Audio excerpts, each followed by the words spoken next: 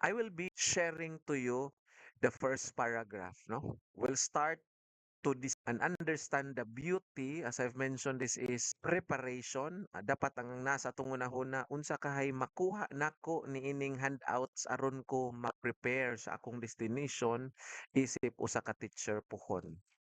Okay? So, when we say ethics as a subject, no, this is not meant to scare you. Okay? Okay, so ethics is not meant to scare you. Moreover, dili ni siya subject nga puro lang theory, no, nga magsigita og memorize, no. The subject ethics, I would say it's actually more on the personal level. Ang imong pagkatao maoy giusab ani kay isip teacher, di ba? Yes, you are a professional, pero wala gihapon na wala ang imong pagka-personal, right? You are both professional and a personal. Especially puhon, you will become a teacher, no? So as I try to introduce to you today the handouts, no? Gamay ra ni siya tan-awon, pero lawom kaayo ang meaning, no? Imagine na maura ni ang akong i-discuss karon, no? I do not know kung mahuman pa pud na kog discuss ni siya, no? Gamay ra kay siya tan-awon, pero lawom ang iyahang meaning, no? Sentence by sentence nato ni siyang sabton para makita ninyo nga ang ethics is not just a word. Dili lang ni siya handouts, but it is part ug dako ni siyang papel sa imuhang life as a teacher. Okay? So let's start with the first sentence, no? Later on excited ko nga motan-aw giunsa ni ninyo pag translate, no? And again, I want you to have a notebook, a separate notebook as I have already instructed you. Kanya akong tan-awon ang inyong pag-translate sentence per sentence. Okay? Okay, let's start. Ethics occupies a central place in the life of every educator. Okay, ang atong buhaton ani nga sentence kay ato ni siyang i-translate una into simple words.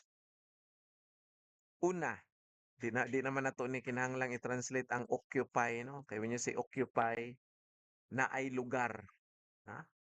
Ang kinahanglan is translate ang kaning pulong central, no? When we say central place, pasabot ani importante kaayo. Kay naa ba di ay dili importante nga imong ipatunga, Miss Angel, no? Butanta lang nakapalit ron ka og iPhone 30 kanang adunay 30 ka buok kamera, no, nga worth 300,000 pesos. Na ba na? Murag wala pa, no? Nya karon naglakaw ka sa carbon, no, kay mopalit ka og dragon fruit, no? Kay ganahan ka, nag-crave ka og buwad, no? Unya nakakita man ka og dragon fruit imo na lang giapil og palit, no? Pero ang hinungdan ni palit ka og buwad sa carbon kay nag-crave ka, no, kay once man ka makakaon og buwad, no? Kay mawa man na labi pag maanad tagkaon unya dili na nato siya makaon, mag-crave na kaana, no? Okay. Unya karon wala kay dabag, wa kay dapitaka, no? Nya nagunita nimo ang imuhang cellphone, no? Ang unsa may tendency nimo, imuhang ipatunga. Imo ana na gunita nimo. No? Nganuman kay importante man na. Di dyan na nimo ipasaya-saya, no? Igunit-gunit ano, oh, here is my cellphone. Di dyan na nimo na. Ano man, kay mawa na si mong kamot. Kay isnatcho na, mas snatch na siya. So central place, pasabot ana, importante kaayo. Naa siya sa tunga. Wala lang siya gipadaplin. Okay? Nakuha na to? So in simple terms, in this sentence, it means ethics is very important in the life of every teacher. Kung teacher ka, dili pwede nga ang ethics optional. Dili siya if ganahan rako. Nabito to istorya no nga kanang nimata siya og Monday ba nya, ni mata ko Monday na ni ring na ang alarm clock 'no. Di mo ko ganahan mo kuan oy mo eskwela ron, di ko mo trabaho ron. Hala ako man day teacher. Hala ako man day teacher nagdadali dayon ka 'no. So di ka puwedeng moing ana nga dili lang sa ko teacher karon 'no. Because in your life, once you get your license, you will become a teacher 24/7. Dili na mawa nga imuhang identity. Importante kay mangandam ta. Kay mao ni imong destinasyon. Lisod kay moadto ka og China ron, unya nag-sleepless ra ka James no.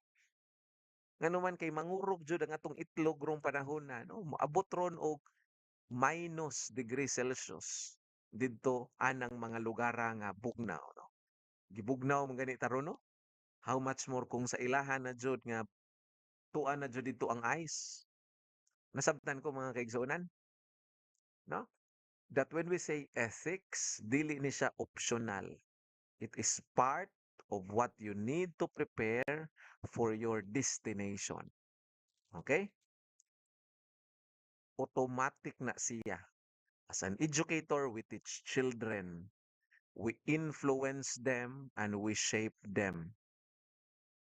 Meaning to say, ang teaching di ay dili lang siya about sa pag-transfer og knowledge.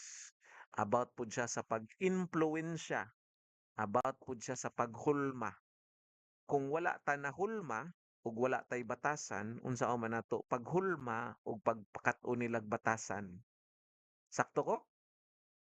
Uyon ba mo ana? So, unsa man kung bright ka nga teacher pero wa kay ethics, delikado na siya.